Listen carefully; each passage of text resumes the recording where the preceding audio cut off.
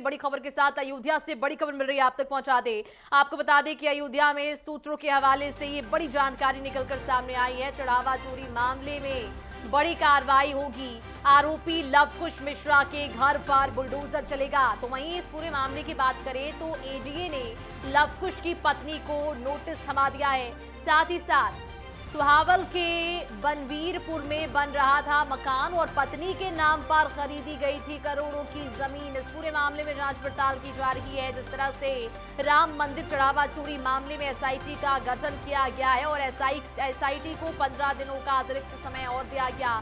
अब इस पूरे मामले में आए दिन नए नए खुलासे हो रहे हैं। ये भी जानकारी आपको दे दें कि सुहावल के बनवीरपुर में मकान इनका बन रहा था। पत्नी के नाम पर करोड़ों की प्रॉपर्टी खरीदी गई थी। सूत्रों के हवाले से ये जानकारी सामने आई है। चढ़ावा चोरी मामले में बड़ी कार्रवाई की गई है। आरोपी लवकुश मिश्रा के घर पर बुलडोजर चलेगा। एडीए ने लवकुश की पत्नी को नोटिस थमा दिया है। ये भी जानकारी आप तक पहुंचा दें कि सुहावल के बनवीरपुर में बन रहा था इनका मकान, जिस पर अब बुलडोजर चलेगा। पत्नी के नाम पर करोड़ों की प्रॉपर्टी खरीदी गई थी। तो ये बड़ी जानकारी आप तक साझा कर रहे हैं रामनगरी अयोध्या से। जिस तरह से चढ़ावा चोरी मामले में आए दिन नए नए खुलासे हो रही हैं और अब तक 8 आरोपियों की गिरफ्तारी हो चुकी है। और ये भी जानकारी है कि 50 कर्मचारियों से पूछताछ की जाएगी और ये वही कर्मचारी हैं, राम मंदिर ट्रस्ट के सभी कर्मचारी हैं। और इसी सिलसिले में अभी जानकारी निकलकर सामने आई है कि चढ़ावा चोरी मामले में जो है वो अब लवकुश मिश्रा के घर पर बुलडोजर से कार्रवाई की जाएगी। एडीए ने लवकुश की पत्नी को इस पूरे मामले के तहत नोटिस भी थमा दिया गया है। और ये तस्वीरें देखिए, अभी जो घर है वो पूरी तरह से बनकर तैयार नहीं हुआ है और एडीए ने लवकुश की पत्नी को नोटिस थमाया है। सुहावल के बनवीरपुर में मकान इनका बन ही रहा था। मकान का काम अभी जारी है। पूरी तरह से मकान बनकर तैयार नहीं हुआ है, लेकिन उससे पहले ही प्रशासन ने इस पूरे मामले में इस मकान को लेकर नोटिस थमा दिया है। लवकुश की पत्नी को नोटिस थमाया गया है।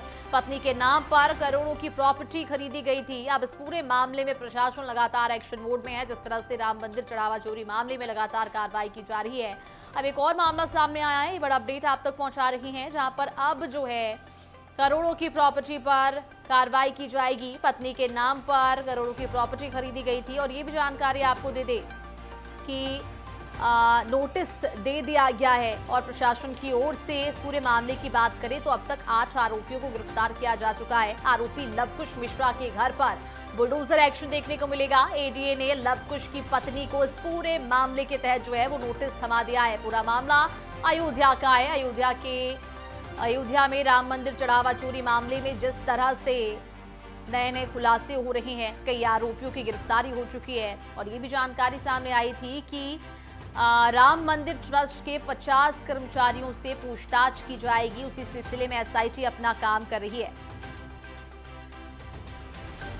और चलिए इसी पूरे मामले पर ज्यादा जानकारी के लिए लखनऊ से राघवेंद्र प्रताप सिंह स्टेट हेड हमारे साथ जुड़ चुके हैं। राघवेंद्र, क्या कुछ जानकारी है? जिस तरह से अयोध्या में राम मंदिर चढ़ावा चोरी मामले में आए दिन नए नए खुलासे हो रही हैं, अब ये खबर निकलकर सामने आई है कि जो आरोपी है लवकुश मिश्रा, उसके घर पर बुलडोजर से कार्रवाई की जाएगी।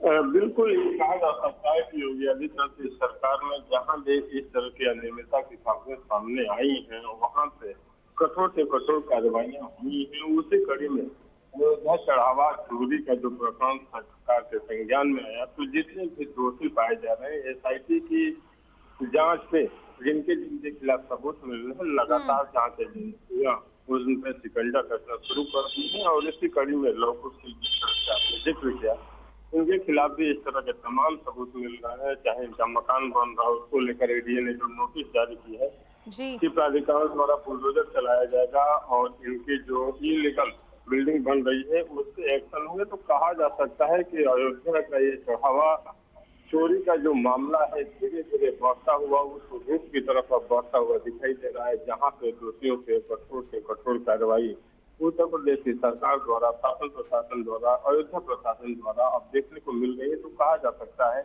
कि जो भी दोषी हैं वो बचने नहीं पाएंगे। ये अब इस बात के सबूत के रूप में सामने आने लगे हैं, क्योंकि जिस तरह से तमाम बड़े नेताओं की तरफ से अध्यक्ष तरफ से भी चंपत राय का तो बचाव किया जा रहा है कि चंपत राय ऐसा नहीं कर सकते हैं, वो एरोगेंट हो सकते हैं लेकिन चोर नहीं हो सकते हैं।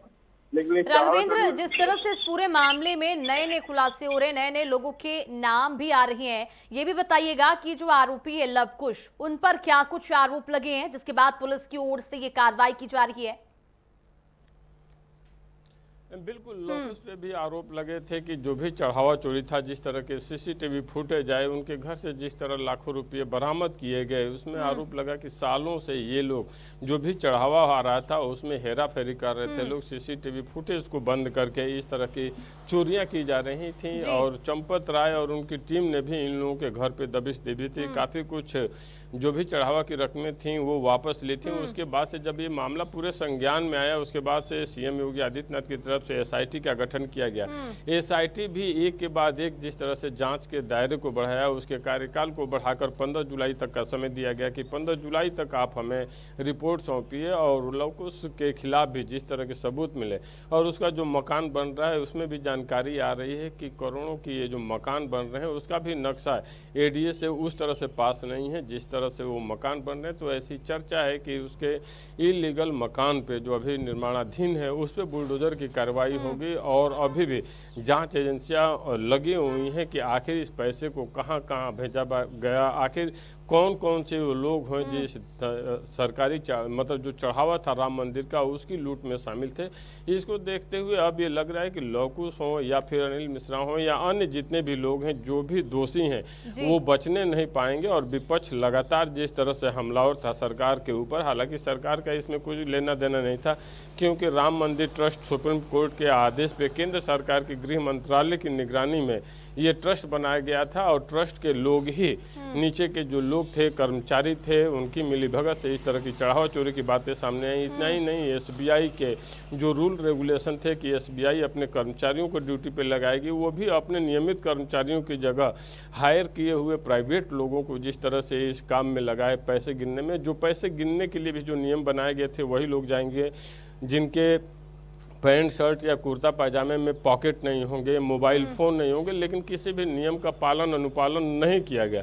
इसकी बातें चंपत राय ने भी कही कि उस नियम की अनदेखी की गई है और कोई दोषी बचेगा नहीं। तो एक तरह से कहा जा सकता है कि लवकुश हों या अन्य जो भी दोषी हैं, टिन्नी यादव हैं, जितने भी दोषी हैं अब बचने नहीं पाएंगे क्योंकि एसआईटी की जाँच जैसे जैसे आगे बढ़ रही है और जैसे जैसे इन लोगों के वहाँ दबिश देकर पैसे की रकम वसूली जा रही है, जिस तरह से पैसे लाखों लाखों रुपए इन लोगों के घरों से मिल रहे, कहा जा सकता है कि ये चोरी चढ़ावा चोरी का प्रकरण बहुत बड़ा है और अब जितने भी दोषी हैं वो कटघरे में खड़े दिखाई दे रहे हैं। और राघवेंद्र, ये भी जानकारी दीजिएगा कि जिस तरह से करोड़ों की प्रॉपर्टी की खरीदने की बात सामने आई है, ये जो प्रॉपर्टी है उसे किस आधार पर अवैध घोषित किया गया और जिस तरह से राम मंदिर चढ़ावा चोरी का ये जो पूरा मामला है, क्या उससे पहले ये प्रॉपर्टी खरीदी गई थी? क्या कुछ जानकारी इस प्रॉपर्टी को लेकर?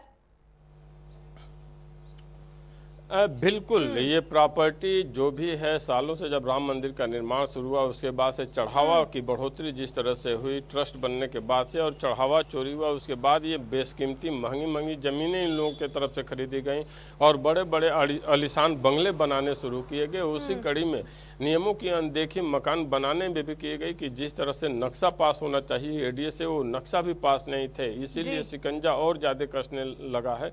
और बुलडोजर की कार्रवाई की बात भी इसीलिए सामने आ रही है कि क्योंकि इनका नक्शा नहीं पास है। तो एक तरह से कहा जा सकता है कि जो चढ़ावा चोरी का प्रकरण था ये इसके संकेत मिलने लगे हैं कि जो भी संपदा इन लोगों ने बनाई थी उसी संपदा से चाहे बड़ी बड़ी महंगी गाड़ियां खरीदने की बातें हों या फिर इस तरह के आलीशान भवन बनाने की बातें हों, इसी चढ़ावा चोरी के कारण ही हुए हैं। और जांच में ऐसी बातें सामने आ रही हैं कि जो ज़मीनों की खरीद फरोख्त हुई है वो भी राम मंदिर बनने के बाद से ही इन लोगों ने ली है और कई अन्य लोगों को भी खरीदवाया है।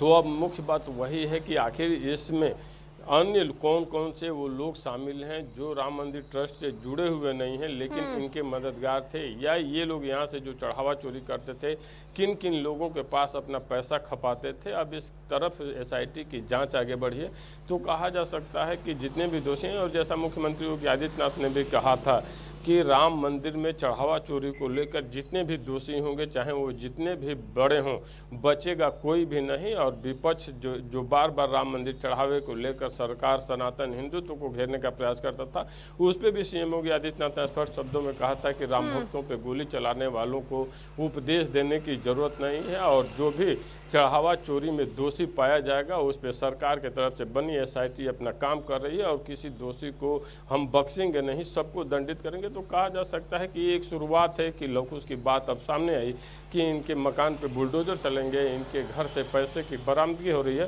तो कहा जा सकता है कि योगी आदित्यनाथ की सरकार में चाहे ट्रस्ट हो या ऐसे कोई सफ़ेदपोश हो, अपराधी हो, माफिया हो, जहां भी गलत करता है उसको उसके सजा का जो भी दंड है भुगतना पड़ता है। और उसी कड़ी में राम मंदिर में चढ़ावा चोरी वालों के भी अब दिन आ गए हैं कि अब उन्हें दंडित होना ही पड़ेगा। बिल्कुल, तो लगातार SIT की टीम जो है वो अपना काम कर रही है। राघवेंद्र, ये भी बताइएगा कि जिस तरह से लवकुश की प्रॉपर्टी पर कार्रवाई की जा रही है, नोटिस थमा दिया गया है, क्या और भी जो आरोपी बनाए गए हैं राम मंदिर चढ़ावा चोरी मामले में, उन पर भी इस तरह की कार्रवाई आगे देखने को मिल सकती है? बिल्कुल, सभी पे शिकंजा कसना शुरू हो गया है। एक शुरुआत है कि अभी एक पहली नोटिस चस्पा हुई है, इसके बाद जितने भी दोषी हैं उनके घरों से जिस तरह से पैसे की बरामदगी हुई है उसी आधार पे जहां जहां भी इलीगल कंस्ट्रक्शन इन लोगों के चल रहे होंगे, जहां जहां भवन होंगे, SIT की जांच जैसे जैसे आगे बढ़ रही है, ATA अपने स्तर पे जो जांच कर रही है उस पे लेकर जितने भी दोषी हैं इस तरह के इलीगल कंस्ट्रक्शन पाए जाते हैं तो वहाँ पे इसी तरह की नोटिस चस्पा होगी और बुलडोजर की कार्रवाई भी देखने को मिलेगी। क्योंकि अयोध्या प्रभु श्री राम की वो नगरी है, अयोध्या धाम वो नगरी है जहाँ पे कोई भी CM पहले जाने से कतराता था, लेकिन योगी आदित्यनाथ की सरकार में धार्मिक पर्यटन को जिस तरह से बढ़ावा दिया गया, योगी आदित्यनाथ जितना अयोध्या का दौरा किए उस कड़ी में इस तरह के जो दाग लगे हैं ट्रस्ट के ऊपर, उस दाग को धुलने का काम भी सरकार का प्रयास होगा कि इस दाग को धुला जाए और जो भी दंडित है उन्हें सजा दिया जाए। तो कहा जा सकता है कि ये जितने भी दोषी हैं सबके वहाँ नोटिस चस्पा होंगे, जहाँ भी आवश्यकता पड़ेगी वहाँ पे बुलडोजर की कार्रवाई भी ADA की तरफ से की जाएगी। बिल्कुल राघवेंद्र, ये भी बताइएगा कि जो नोटिस दिया गया उसमें कितने दिनों का समय दिया गया है?